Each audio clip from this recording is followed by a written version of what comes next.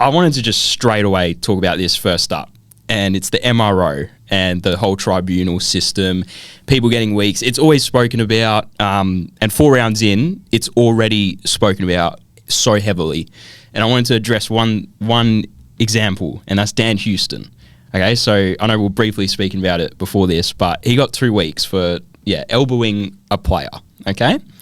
Now, I want to get your thoughts. Do you think getting 2 weeks for that is justifiable compared to someone like, I forgot his name, that North Melbourne incident where his legs have been taken out and I think he got 3 weeks, maybe 4? 3, I think it was 3 weeks.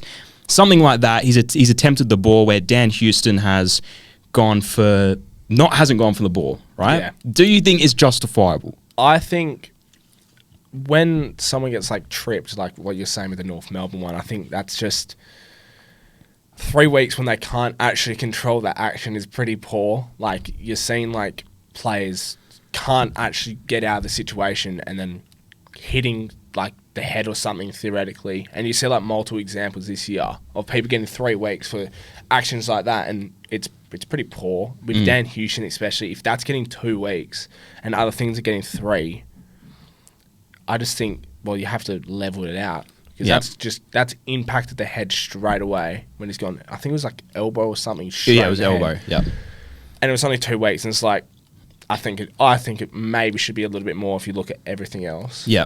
So, look, I get what the AFL are trying to do. They're trying to, obviously, concussions have become such a big issue. They're trying to get that out of the game. But they're addressing the outcome, not the action. Yeah. So a bit of an analogy with how the AFL are doing it. I could walk on the field, right? It's a bit of an exaggeration, but I could walk on the field, left, right, good night, a player, right? They not concussed. Yeah, bro. Not concussed, right? And then get 2 weeks. But then I can also go on the field, attempt to mark the ball, accidentally clip someone with an elbow, and then get 3-4 weeks. Yeah, it's obviously that would never happen, but in how they're judging it, that's what they might as well do. Yeah.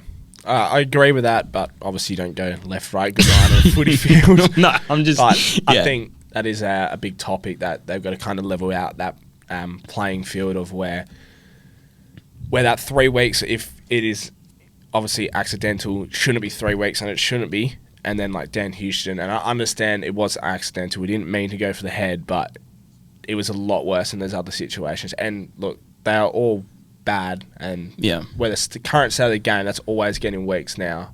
But just like some of the 1 week suspensions where you're saying it's like come on, man. See, the problem is it's confusing the players and it's outraging the fans. That's the problem with it, because the players are now confused because there's, they're not even the ones that are doing like a wrong action, like a Dan Houston elbow up.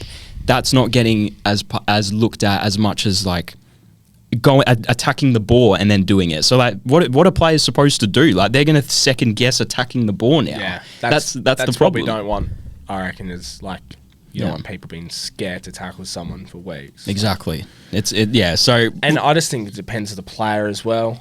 You look at Paddy Cripps a couple of years ago when he didn't get suspended. Like, he dropped like a 3-weeker for a 0, and it was ridiculous. And it's like, because he was gonna, I don't know, but you know what I'm trying to say. Yeah, protected players. And You're kidding me! I can't see the footy. So he's gone and his pants during the second quarter.